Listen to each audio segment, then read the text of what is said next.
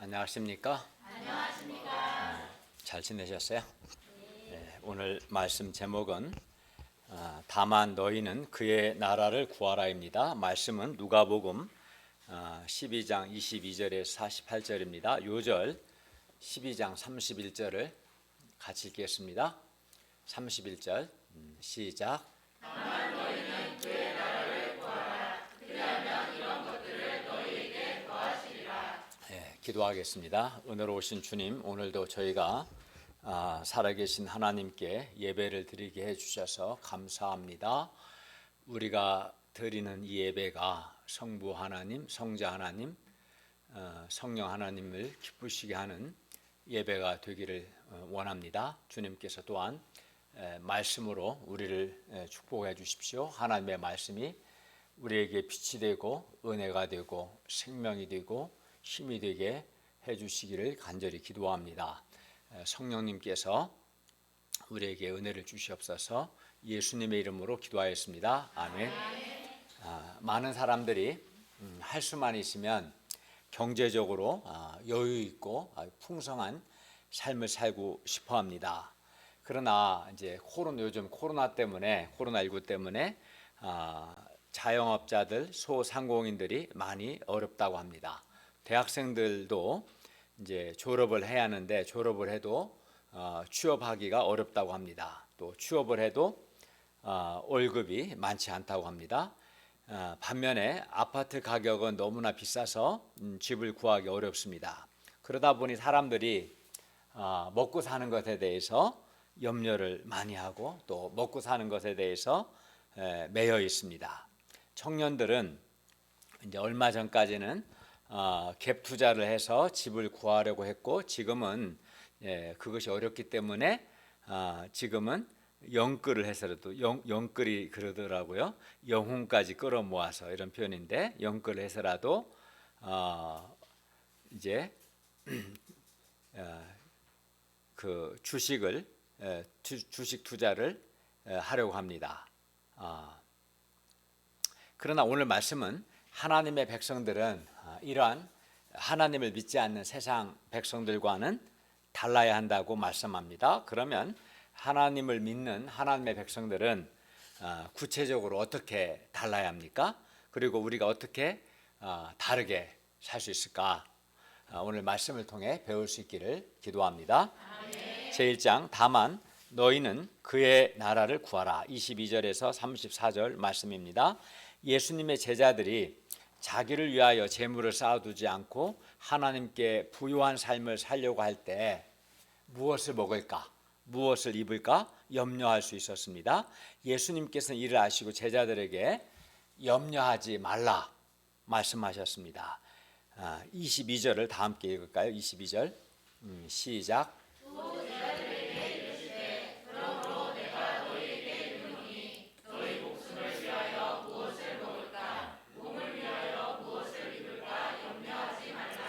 염려하지 말라.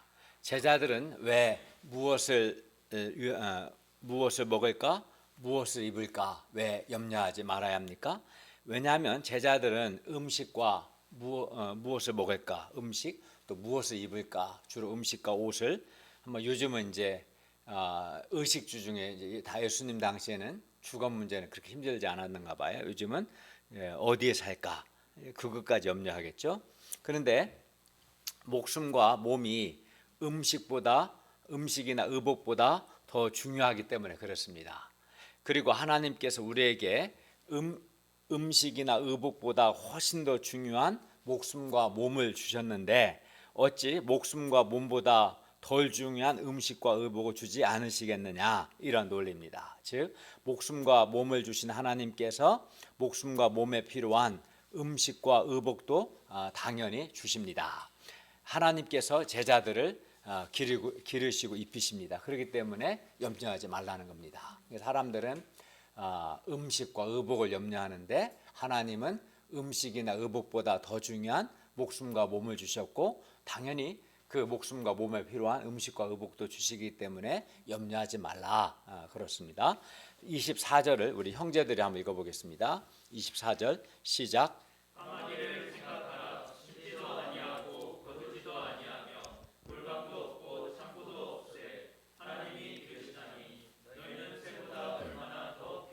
예, 예수님은 제자들에게 까마귀를 생각하라고 말씀합니다. 그러니까 신앙생활에서 생각하는 게 매우 중요해요. 말씀을 생각해야 돼요. 그럼 생각해 봅시다. 까마귀는 심지도 않고 거두지도 않습니다.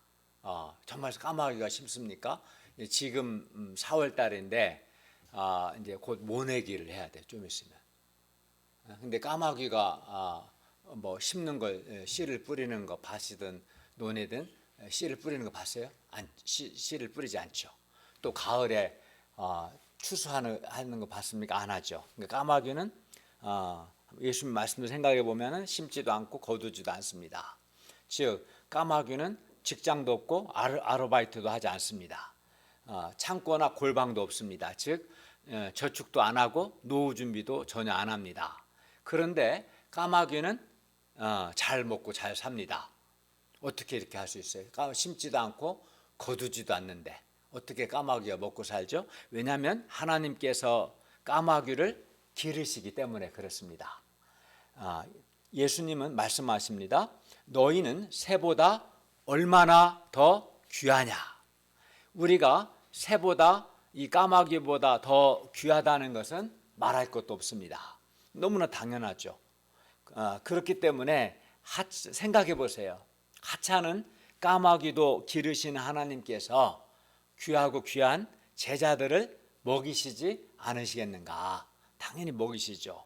무엇을 먹을까, 무엇을 입을까 염려하는 사람은 하나님께서 보시기에 자기가 새보다 더 귀하다는 것을 믿지 않는 사람이고 또 하나님께서 자기를 기르신다는 것을 믿지 않는 사람입니다.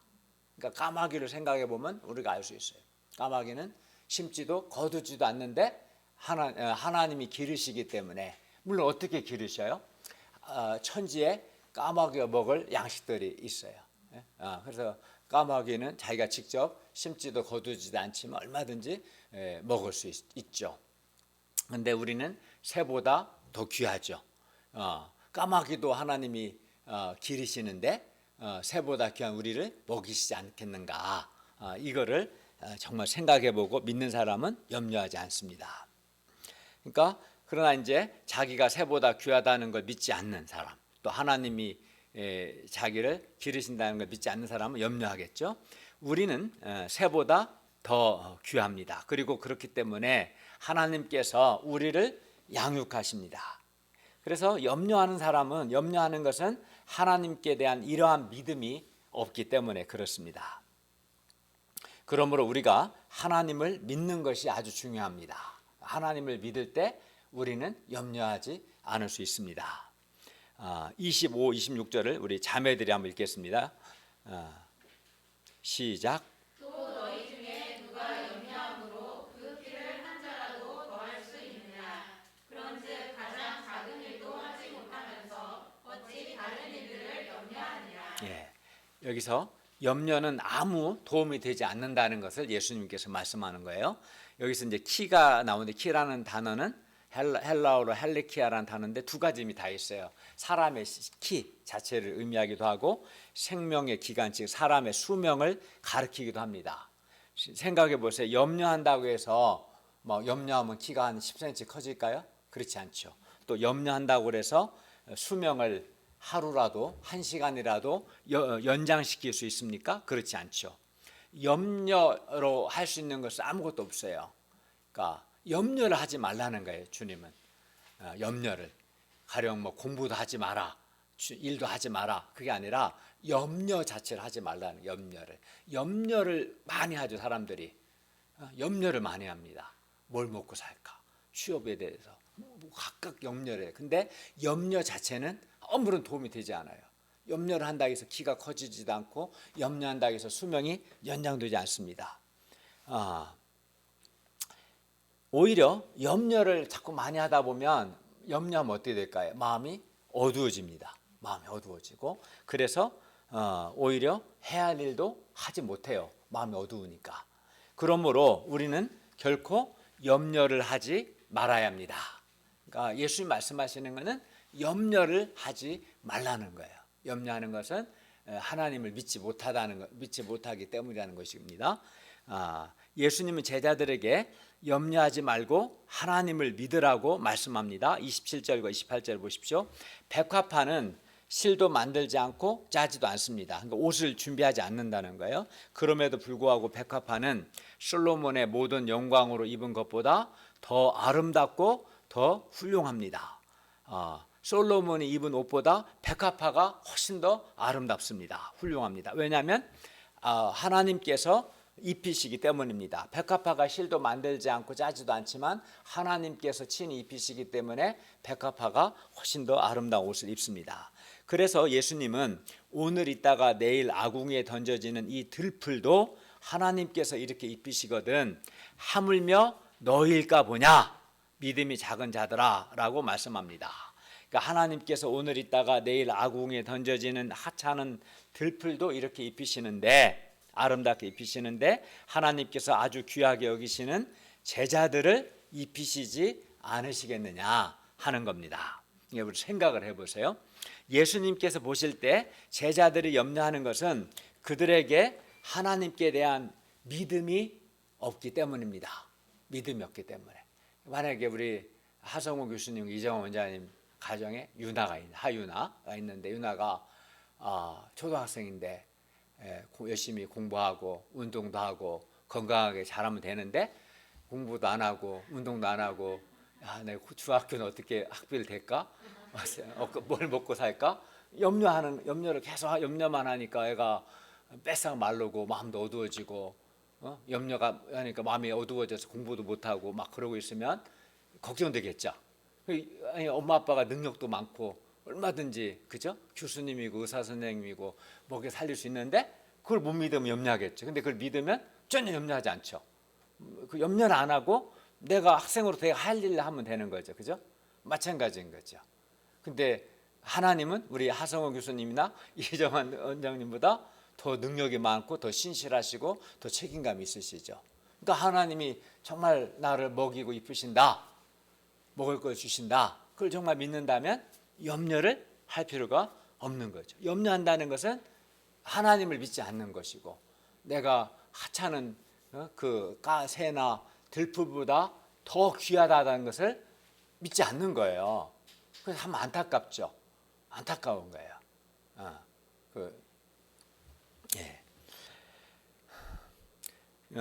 예수님께서 보실 때 제자들이 염려하는 것은 그들에게 하나님께 대한 믿음이 없기 때문에 그렇습니다. 하나님께서 보시기에 자기들이 까마귀나 백합화보다 더 귀하다는 것, 또 하나님께서 자기들을 먹이시고 입히신다는 것을 믿지 않기 때문에 염려하는 겁니다.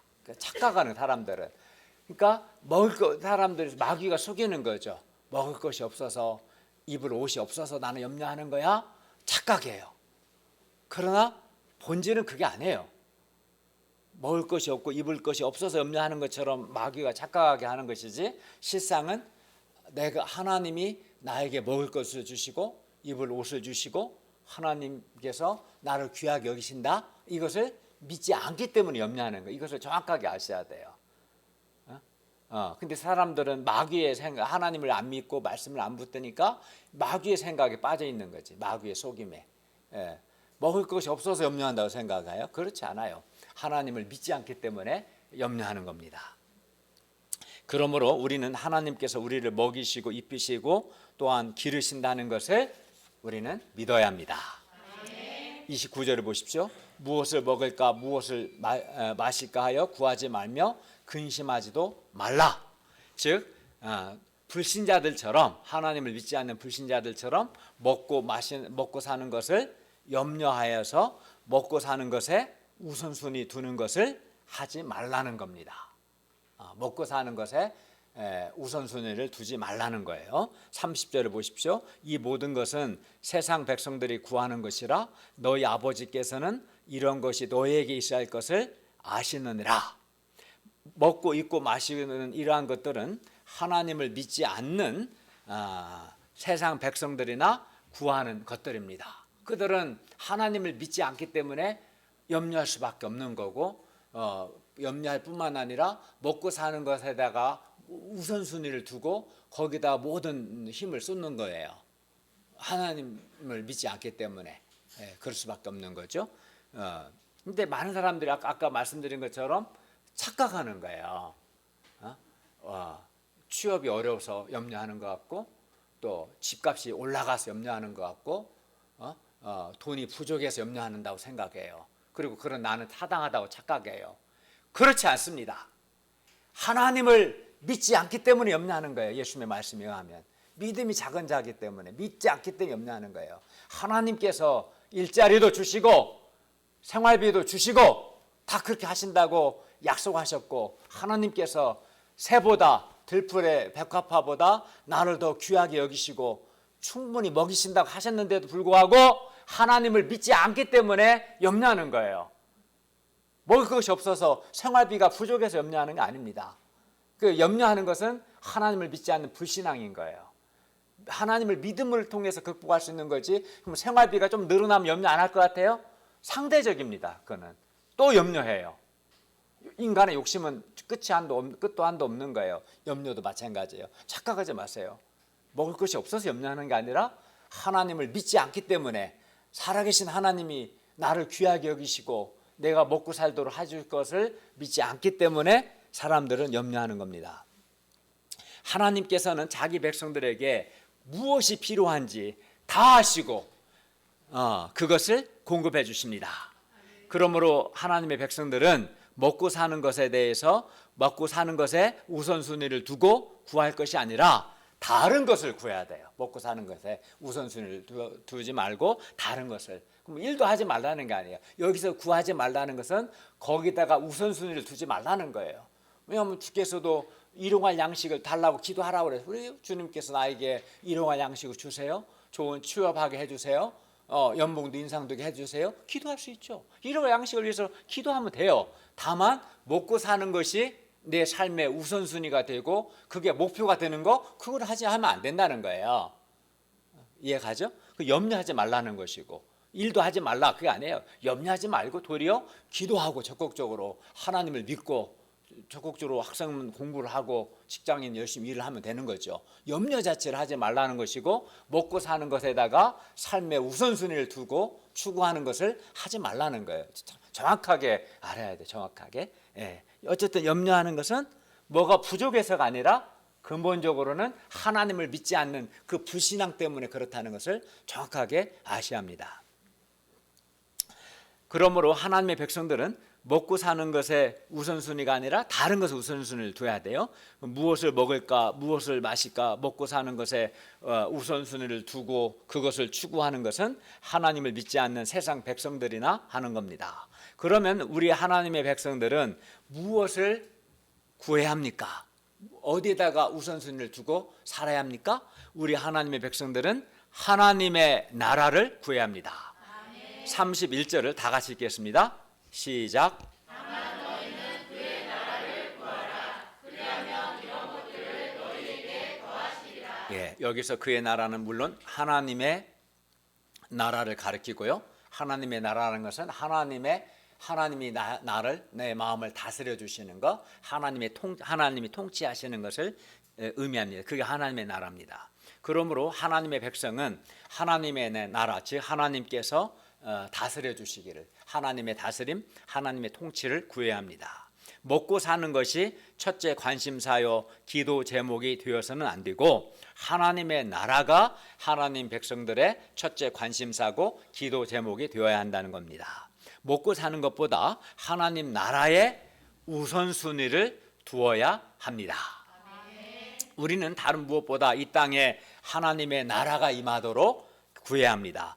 내 자신, 우리 자신과 우리의 가정과 우리가 섬기는 캠퍼스, 우리가 다니는 직장 등의 하나님의 나라가, 하나님의 통치가 이루어지는 것이 우리의 간절한 소원이요 우리의 목표가 되어야 합니다. 그리고 이를 위해 우리 자신이 내가 먼저 하나님의 통치, 하나님의 다스림을 받아야 합니다. 그러면 하나님의 나라가 임하기 위해서는 어떻게 합니까? 어떻게 하면 하나님의 나라가 임합니까? 각 사람이 예수님을 하나님의 아들 그리스도로 영접하고 하나님 말씀에 순종해야 합니다. 예수님 영접하고 하나님의 말씀에 순종할 때 하나님의 통치가 그 사람 안에 이루어집니다. 그래서 우리가 지금 사람들에게 하나님의 나라가 임하게 하기 위해서 예수님을 증거하고 하나님의 말씀을 가르치고 있는 겁니다. 그러니까 예수님을 영접하지 않고 하나님 말씀을 순종하지 않으면서 하나님의 통치가 이루어질 수는 없거든요. 그리고 우리는 이렇게 예수님을 전하고 하나님 말씀 가르치는 것을 이제 성경 선생의 삶, 목자의 삶이라고 부르는 겁니다.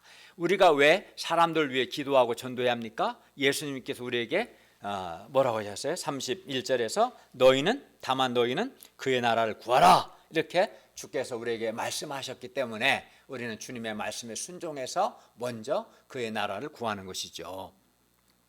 세상 백성들은 무엇을 먹을까, 무엇을 입을까, 무엇을 마실까 근심하고 주로 이제 먹고 사는 것을 구합니다. 먹고 사는 것에 염려하고 근심하고 거기다가 우선순위를 두죠. 그러나 우리 하나님의 백성들은 이렇게 하나님을 믿지 않는 세상 백성과는 달리 하나님의 나라를 구해야 합니다. 즉 하나님의 나라가 우리의 목표가 되어야 합니다. 그리고 이를 위해 우리는 예수 그리스도의 복음을 사람들에게 전하고 또 사람들에게 성경, 하나님의 말씀을 가르쳐야 합니다.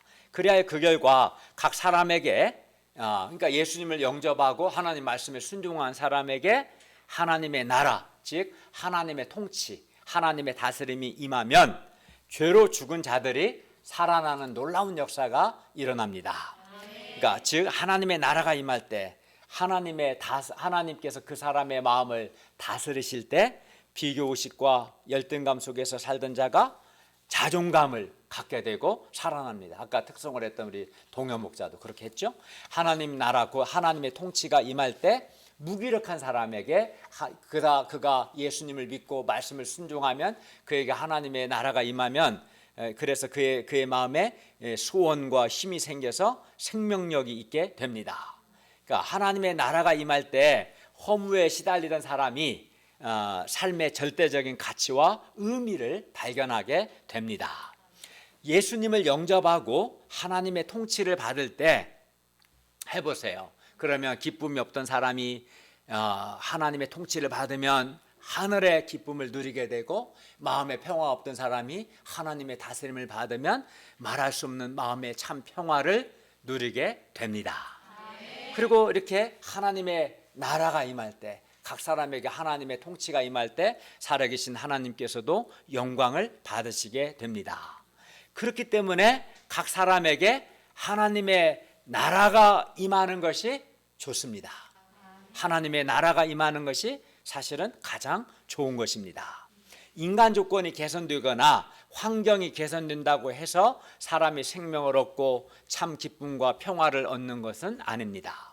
하나님의 나라, 하나님의 통치가 임해야 합니다. 그래서 하나님의 나라가 임하지 않으면, 하나님이 각 사람을 다스리시지 않으면, 하나님의 통치가 임하지 않으면 아무리 인간 조건이 개선되어도, 예를 들어서 막 연봉이 오르고 승진도 하고 또 원하는 대학도 입학하고 취직도 되어도 하나님의 나라가 내가 안에 임하지 않으면, 하나님의 나라가 없으면 하나님이 주시는 자존감, 하나님이 주시는 기쁨, 하나님만이 주실 수 있는 마음의 참 평화, 하나님의 은혜가 없죠. 하나님의 나라가 없으니까 없습니다. 아무리 인간 조건이 개선돼도. 그리고 31절 하반절을 보면 우리가 이렇게 하나님 나라를 구할 때 하나님께서 우리를 도우셔서 우리의 먹고 사는 문제도 해결이 됩니다. 31절 하반절을 보십시오. 그리하면 이런 것들을 너희에게 더하시리라. 우리가 하나님 나라를 구할 때 하나님께서 이러한 것들, 즉 먹고 사는데 필요한 것들을 하나님께서 우리에게 주십니다. 실제로 우리 동역자들이, 우리 가운데 있는 우리 목사님들이 하나님의 나라를 구했을 때 어떻게 됐어요? 그 말씀에 순종해서 너희는 그의 나라를 구하라, 그 말씀에 순종해서 구했을 때 직장도 구했고 직장에서 승진도 하고 연봉도 인상되었어요. 최근에는 우리 유경 목사님이 숙대에서 4년간 다시 근무하게 되었고요. 강동수 목사님은 올 초에 기아대책기구의 정규직으로 채용되었습니다. 또 작년에는 열국 목자님, 용사 목자님, 동현 목자님 등이 직장에서 승진을 했습니다. 우리 신태재 목자님도 대학원 공부하면서 일할 수 있는 좋은 아르바이트를 하나님께서 주셨습니다. 저도 다만 하나님의 나라를 구했을 때 하나님께서 임대 아파트를 주셔서 저의 주거 문제를 해결해 주셨습니다. 우리가 하나님 나라를 구했을 때 하나님께서 우리의 먹고 사는 것을 도와주셨습니다. 그리하여 하나님 나라를 구하는 사람은, 말씀에 순종해서 하나님 나라를 구하는 사람은 하나님 나라도 얻고 또 삶에 필요한 것들도 얻습니다. 둘 다 얻는 거예요. 사실은 하나님 나라를 구하면 하나님의 나라도 얻고 삶에 필요한 것들도 얻습니다. 제가 하나님의 나라를 구했을 때, 제가 하나님 말씀에 순종하고 하나님의 다스림을 구했을 때 저는 마음에 하나님이 주시는 기쁨과 행복을 누릴 수 있었습니다. 무엇보다 저를 향한 하나님의 특별한 사랑과 선하심, 신실하심, 하나님의 도우심과 하나님의 은혜를 지난 30여 년 동안 끊임없이 경험할 수 있었습니다. 물론 삶에 필요한 것들도 하나님께서 다양한 방법으로 풍성하고 신실하게 때마다 저에게 공급해 주셨습니다. 하나님께 감사를 드립니다. 여러분, 혹시 여러분에게 기쁨이 없습니까? 불만족스럽습니까? 삶이? 아니면 무기력합니까? 아니면 마음에 어둠이 있습니까? 왜 그럴까요? 이는 여러분에게 하나님의 나라, 즉 하나님의 통치, 하나님의 다스림이 없기 때문에 그렇습니다. 아무리 연봉이 많아도 하나님의 나라가 없으면, 하나님의 다스림을 받지 않으면 얻을 수밖에 없습니다. 말할 수 없는 기쁨이나 세상이 빼앗을 수 없는 평화나 참 만족이나 행복은 하나님의 다스림을 받을 때 하나님만이 우리에게 주실 수 있는 것입니다. 그래서 하나님의 나라를 구해야 하고 하나님 나라를 구하는 것이 좋은 겁니다. 어떤 사람은 하나님의 백성이라고 하면서도 하나님 나라의 삶의 우선순위를 두지 않습니다. 하나님 나라를 구하지 않아요. 그래서 그는 그 자신도 하나님의 통치를 받지 못하고 다른 사람들도 하나님의 통치를 받도록 돕지를 못하는 것을 봅니다. 그리고 그에게 하나님의 통치가 없기 때문에, 하나님의 나라가 없기 때문에 하나님 주시는 생명력도 없고요, 하나님만이 주실 수 있는 자존감도 없고요, 하나님만이 주시는 그 기쁨과 참 만족, 내적인 힘, 마음의 참 평화가 없는 것을 봅니다. 뿐만 아니라 늘 먹고 사는 것을 늘 염려하기 때문에 그 사람은 마음이 늘 어둡습니다. 염려를 통해서 할 수 있는 건 아무것도 없습니다. 물론 이는 그가 하나님을 믿지 않기 때문이고 그가 하나님의 나라를 구하지 않기 때문입니다. 우리는 반대로 해야겠죠. 하나님을 믿어야 하고 하나님 나라를 구해야 합니다. 우리는 하나님의 백성답게 하나님의 나라를 구해야 합니다. 내가 먼저 살아계신 하나님의 통치를 받고 또 하나님 나라 확장을 위해서 예수 그리스도의 복음을 전할 수 있기를 바랍니다. 그런데 그의 나라를 구했는데 그의 나라가 임하지 않으면 어떡하나 염려하는 사람이 있습니다. 그래서 예수님께서 말씀합니다. 32절을 보십시오. 적은 무리여 무서워 말라. 너희 아버지께서 그 나라를 너희에게 주시기를 기뻐하시느니라. 기뻐하신다. 예수님께서 적은 무리여라고 말씀하신 걸 보면 예수님 당시에도 하나님의 나라를 구하는 사람은 적은 무리, 즉 소수라는 것을 알 수 있습니다. 오늘날도 마찬가지입니다. 하나님의 나라를 구하는 사람은 항상 소수입니다. 적은 무리입니다. 그러나 적은 무리가 하나님의 나라를 얻습니다. 하나님께서 우리에게 하나님 나라 그리고 주시기를 기뻐하십니다. 그러므로 우리는 무서워하지 말고 다만 하나님의 나라를 구하면 됩니다. 실제로 우리가 하나님의 나라를 구했을 때 하나님께서 우리에게 하나님의 나라를 주셨습니다. 우리 각 사람이 하나님의 통치를 받게 되었고 우리의 복음 전파를 통해서 하나님의 나라가 확장되었습니다. 그리고 우리가 하나님의 나라를 구하는 것은 우리가 예수 그리스도의 복음을 전하는 것뿐만 아니라 구제를 통해서도 이루어집니다. 하나님 나라 확장을 위해서 구제하는 걸 통해서도 이루어집니다. 예를 들어 자기를 위하여 재물을 쌓아두는 삶이 아니라 자기 소유를 팔아서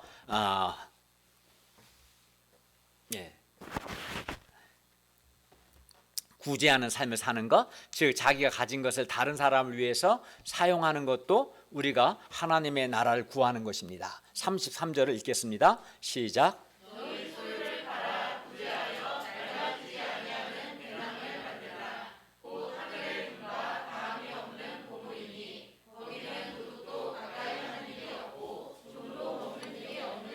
예, 우리가 자기가 가진 것을 팔아 도움이 필요한 사람을 섬기는 것은 허비하는 것이 아니라 하늘의 보물을 쌓는 겁니다. 우리가 다른 사람을 섬길 때 마음에 기쁨이 있어요. 남을 돕고 섬길 때 마음에 기쁨이 있고 그 사람이 우리의 섬김을 통해서 살아납니다. 또 그걸 보니까 또 기뻐요. 거기서 끝이 아닙니다. 그때 하늘의 보물이 쌓아집니다. 그리고 하늘에는 도둑도 없고 은행 부실도 없고 주가가 폭락하는 것도 없습니다. 그러므로 하늘의 보물을 쌓는 것이 가장 지혜로운 것입니다. 뿐만 아니라 우리가 보물을 하늘에 쌓아두면 우리 마음도 하늘로 향합니다. 34절을 보십시오. 너희 보물 있는 곳에는 너희 마음도 있으리라. 주식을 투자하는 사람은 그 마음이 주식으로 갑니다. 주식에 온통 마음을 다 빼앗깁니다. 그래서 이현우 목사님 말에 의하면 주식 투자한 후배들은 업무에도 잘 집중을 못한다고 합니다. 마찬가지로 보물을 하늘에 쌓아두게 되면 자연히 우리 마음도 하늘로 가게 됩니다. 즉 우리의 마음과 보물은 결코 분리될 수 없습니다. 마음을 하늘에 두면 보물도 하늘로 향하게 되고 마음을 땅에 두면 내 보물도 땅으로 향합니다. 그런데 예수님은 하나님의 자녀들이 그 마음을 하늘에 두기를 원하십니다. 그리고 그 마음을 하늘에 둔다는 것은 곧 하나님께 두는 것을 의미합니다. 여기서 마음 하늘은 하나님을 가리킵니다. 하나님은 우리의 돈을 원하시는 것이 아니라 우리의 마음을 원하시는 겁니다. 그리고 마음을 하나님께 두는 사람은, 그래서 나의 보물을 하나님께 드리는 사람은 하나님이 주시는 생명력과 기쁨과 행복이 있습니다. 그러므로 우리가 하나님께서 우리를 먹이시고 입히실 것을 믿고 하나님의 백성답게 하나님의 나라를 구할 수 있기를 기도합니다. 그래서 하나님이 주시는 참 기쁨과 은혜와 평화를, 행복을 누리고 얼마나 좋습니까? 또 뿐만 아니라 하나님이 주시는 삶에 필요한 것들도 하나님이 주시는 방식으로 공급받고 다 누리게 되는 겁니다. 근데 여기에 들려면은 믿음이 있어야겠죠, 우리가. 그죠? 어떤 믿음? 내가 새보다도 귀하고 들풀보다도 귀하고 하나님이 나를 먹이고 기르신다는 믿음, 그 하나님께 대한 믿음, 또 내가 그의 하나님의 나라를 구하면 이 모든 것을 하나님이 나에게 주신다는 그 믿음이 있어야 합니다. 그 믿음이 있을 때 우리는 그의 나라를 구할 수 있고 그의 나라를 구하면 그의 나라를 하나님 주시기를 기뻐하셔요. 그래서 날마다 저는 참 예수 믿는 30년 좀 넘었는데 제가 그의 나라를 구했을 때 저는 날마다 하나님의 다스림을 받았습니다. 말할 수 없는 마음의 기쁨과 만족과 평화를 누리고 제 얼굴이 그렇게 나타나지 않습니까?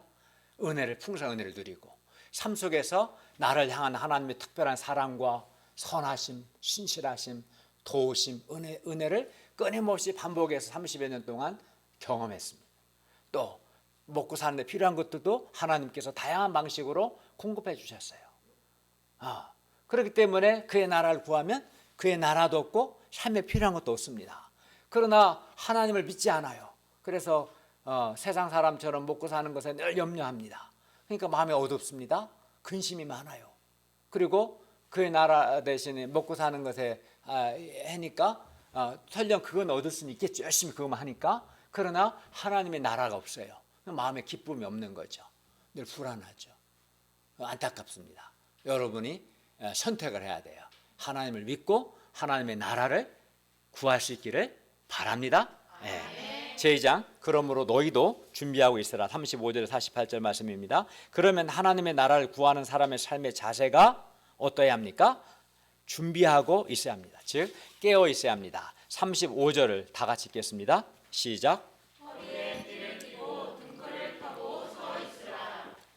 예수님 당시 중동 지방 사람들은 통으로 짠 긴 옷을 입었기 때문에 일을 할 때는 이거 일종 원피스 같은 옷이겠죠. 일을 할 때는 반드시 옷을 걷어 올리고 이렇게 허리를 딱 띄어야 했습니다. 그래서 허리에 띠를 띠고 등불을 켜고 서 있으라는 것은 언제든지 일할 준비를 하고 있으라는 뜻입니다. 즉 한마디로 깨어 있으라는 거예요. 깨어 있어라. 늘 준비가 되어 있어야 한다는 거죠. 36절을 보십시오. 너희는 마치 그 주인이 혼인 집에서 돌아와 문을 두드리면 곧 열어주려고 기다리는 사람과 같이 되라.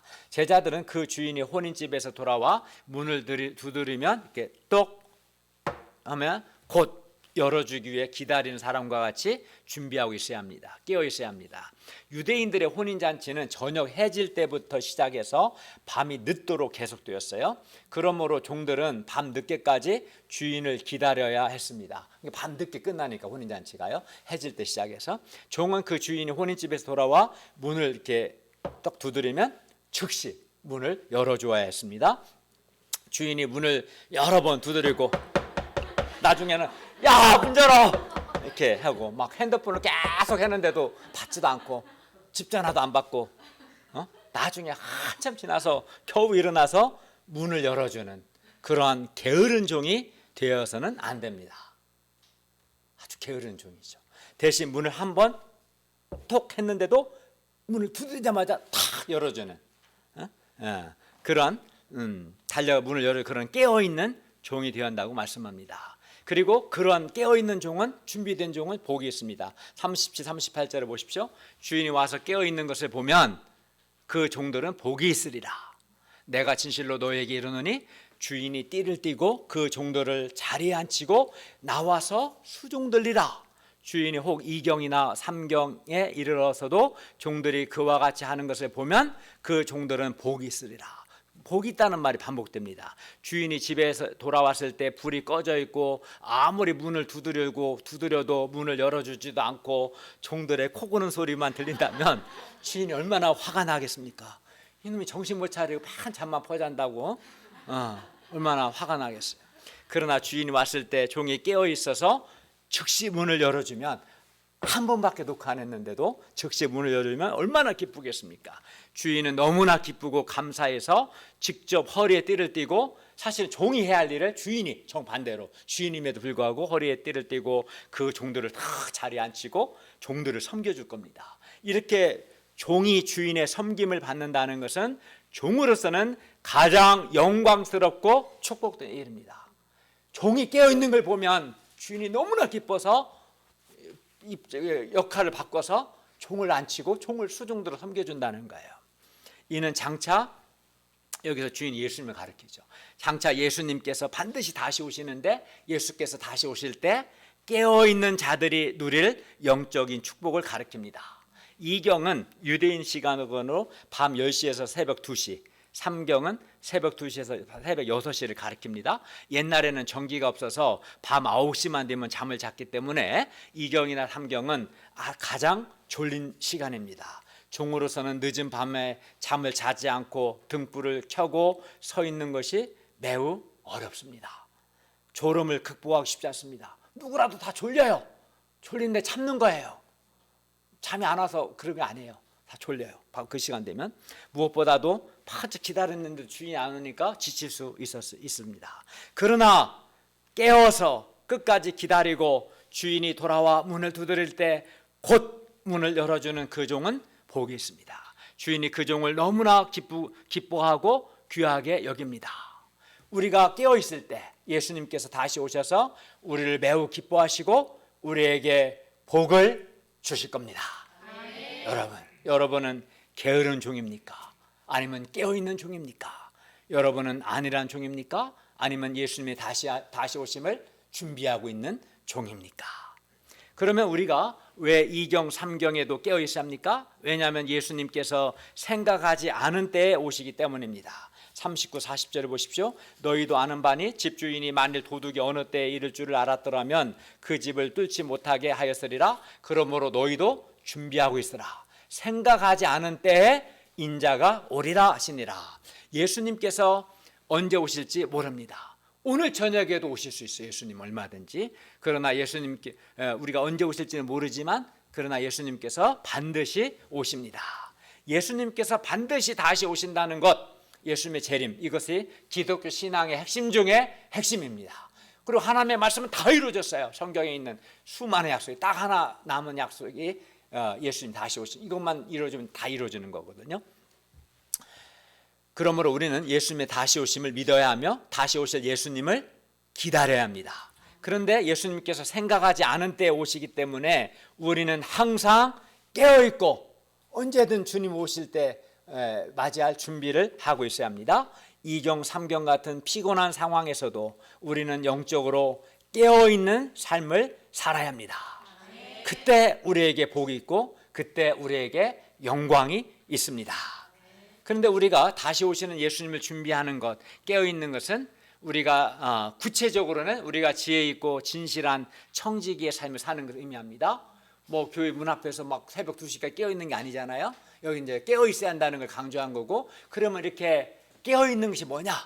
문을 두드리면 금방 열어줄 준비하고 있는 삶, 깨어있는 삶이 구체적으로 뭐냐? 그 구체적인 내용을 이제 예수님 말씀하는 거예요. 그거는 지혜 있고 진실한 청지기가 되는 거예요. 41절을 보십시오. 그때 베드로가 예수님께 물었습니다. 주께서 이 비유를 우리에게 하심입니까? 아니면 모든 사람에게 하심입니까? 베드로는 자기들만 준비하고 깨어 있어야 하는지 모든 사람이 다 그렇게 준비하고 깨어 있어야 하는가 알고 싶었습니다. 그러나 예수님은 더 중요한 말씀을 하십니다. 42절을 같이 읽겠습니다. 시작.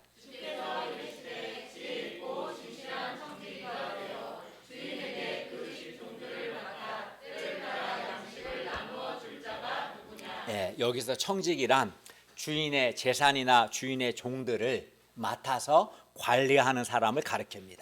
청지기는 그가 맡은 종들에게 때를 따라서 양식을 나누어 주고 종들을 잘 돌봐야 합니다. 그리고 청지기가 그 일을 잘 하려면은 청지기 두 가지가 있어야 하는데, 첫째는 지혜고 둘째는 진실. 이 진실은 신실함, 충성심을 의미합니다. 이 비유에서 물론 주인은 예수님입니다.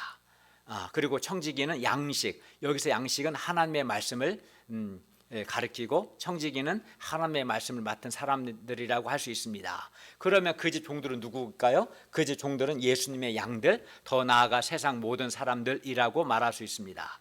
예수님은 제자들이 지혜 있고 진실한 청지기가 되어 그들이 맡은 사람들에게 때를 따라 영의 양식인 하나님의 말씀을 나누어 주기를 원하셨습니다. 43절을 보십시오. 주인이 이를 때 그 종이 이렇게 하는 것을 보면 그 종은 복이 있습니다. 44절에서 예수님은 계속 말씀합니다. 내가 참으로 너희에게 이르노니 주인이 그 모든 소유를 그에게 맡기리라. 반면 그렇게 하지 않은 청지기는 엄히 많습니다. 45, 46절을 보십시오. 만일 그 종이 마음에 생각하기를 주인이 더디오리라 하여 남녀 종들을 때리고 먹고 마시고 취하게 되면 생각하지 않은 날 알지 못하는 시각에 그 종의 주인이 이르러 엄히 때리고 신실하지 아니한 자의 받는 벌에 처하리니. 주인은 그런 청지기에 대해서는 분노하십니다. 왜 그렇습니까? 신실하지 못한 청지기로 인해서 그 집 종들이 제때 먹지도 못하고 또 제때 못 먹으니까 몸이 약하고 병들었기 때문입니다. 신실하지 못한 청지기로 인해서 주인의 집 사람들이 영적으로 건강하지 못하고 주인의 집 또한 황폐화되기 때문입니다. 그렇기 때문에 주인은 그 모든 것을 보고 분노합니다. 예수님은 세상에 계시는 동안에 자기 양들에게 때를 따라 양식을 나눠줬습니다. 하나님의 말씀을 가르치셨어요. 그러나 예수님은 이제 세상을 떠나셔야 했고, 그래서 자기 양들을 제자들에게 맡기셨어요. 그러니까 제자들이 이제 청지기가 된 거죠. 그러므로 예수님을 대신하여 사람들을 맡은 제자들은 이제 지혜 있고 진실한 청지기가 되어 때를 따라 영의 양식이라고 할 수 있는 하나님의 말씀을 나눠줘야 합니다. 그렇게 할 때 제자들은 복을 받습니다.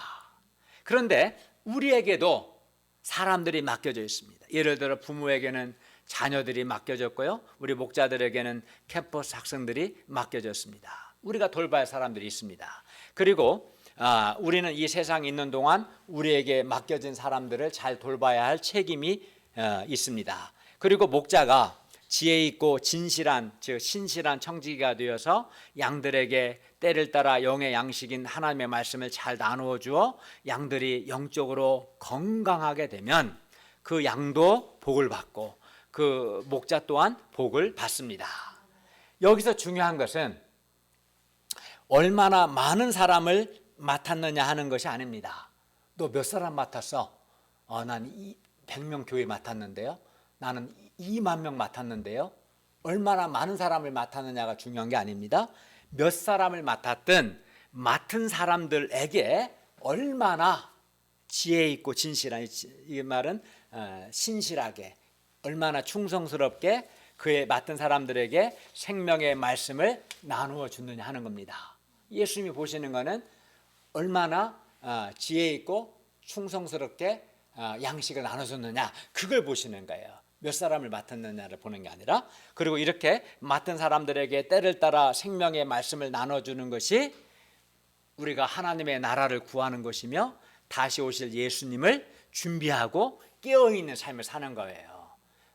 하나님 나라를 구하는 것, 다시 오실 예수님을 준비하고 깨어있는 것은 막연한 게 아니라 우리 각자가, 우리 이정화 원장님을 포함해서 우리가 각 사람이 다 맡은 사람들 있는데 맡은 사람들에게 지혜 있고 충성스러워 신실한 청지가 되어서 영의 양식인 하나님의 말씀을 때마다 나눠주는 것입니다. 그리고 이 일을 하는 사람에게 갖춰야 할 핵심 요소는 아까 본 것처럼 지혜와 진실입니다. 여기서 진실은 정직한 걸 말하는 게 아니라 충성스러운 것, 신실한 것을 의미합니다. 지혜와 신실함, 충성심이 요구되는 거죠. 먼저 지혜라는 것은 맡겨진 사람들에게 지금 무엇이 필요한가를 잘 아는 겁니다. 이런 지혜는 하나님을 경외하고 진정으로 상대방을 위할 때 얻게 됩니다.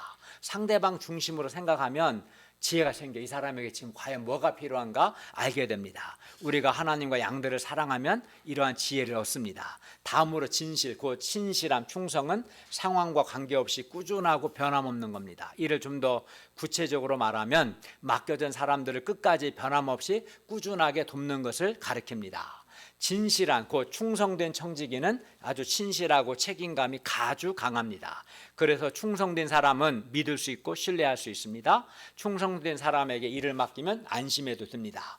그러다 보니 충성된 사람에게 일을 맡기고 싶습니다. 하나님께서 쓰시는 사람은 인간 조건이 뛰어난 사람이 아니라 신실하고 충성된 사람이고, 이런 사람을 주께서 기뻐하시고 이런 사람은 복이 있습니다. 그래서 사도 바울은 고린도전서 4장 2절에서 맡은 자들에게 구할 것은 충성이라고 했어요. 충성이 여기서 말하는 진실, 신실함입니다. 또 디모데후서 2장 2절에서도 내게 들은 바 충성된 사람들에게 부탁하라고 했습니다. 왜냐하면 충성된 사람은 양식을 나눠주는 데 있어서도 때가 되면 틀림없이 나눠주기 때문입니다. 그리고 이렇게 진실한, 신실하고 충성된 청지기는 늘 깨어 있습니다. 그러므로 우리가 지혜 있고 충성된 청지기가 되어서 우리에게 맡겨진 사람들에게 때를 따라 생명의 말씀을 나눠줄 수 있기를 기도합니다. 이것이 하나님의 나라를 구하는 삶이고, 이것이 예수님이 다시 오시는 예수님을 기다리고 준비하며 깨어있는 삶을 사는 것입니다. 결론입니다. 하나님께서 보시기에 우리는 매우 귀한 존재이며, 그렇기 때문에 하나님께서 우리를 반드시 먹이시고 입히십니다. 그러므로 우리가 먹고 사는 것을 염려하지 말고 하나님의 백성답게 하나님의 나라를 구할 수 있기를 기도합니다. 또 예수님은 반드시 다시 오십니다. 우리가 생각지 않은 때 다시 오십니다. 그러므로 우리가 지혜 있고 진실한 청지기가 되어 때를 따라 사람들에게 생명의 말씀을 나눠줌으로 예수님의 다시 오심을 준비할 수 있기를 기도합니다. 즉 깨어있는 청지기, 지혜 있고 충성된 청지기가 되어서 주께서 보실 때 아주 기뻐하시고 복 있는 그런 사람들이 될 수 있기를 바랍니다. 기도하겠습니다. 은혜로우신 주님, 요즘도 많은 사람들이 먹고 사는 것에 대해서 염려하고 매여 있는 것을 봅니다. 그러나 우리는 내가 새보다도 귀하고 들풀보다도 귀하다는 것을 알고 하나님께서 귀한 자녀들을 먹이고 입히신다는 걸 믿고 하나님의 나라를 구하게 해주십시오. 그래서 하나님의 나라도 얻고 또 먹고 사는 것에 필요한 것도 공급하시는 하나님도 체험하게 도와주십시오. 우리 주님께서 반드시 다시 오시는데 우리가 진실하고 충성된 청지기가 되어서 때를 따라 맡은 사람들에게 하나님의 말씀을 나눠주는 자들이 되기를 기도합니다. 예수님의 이름으로 기도하였습니다. 아멘.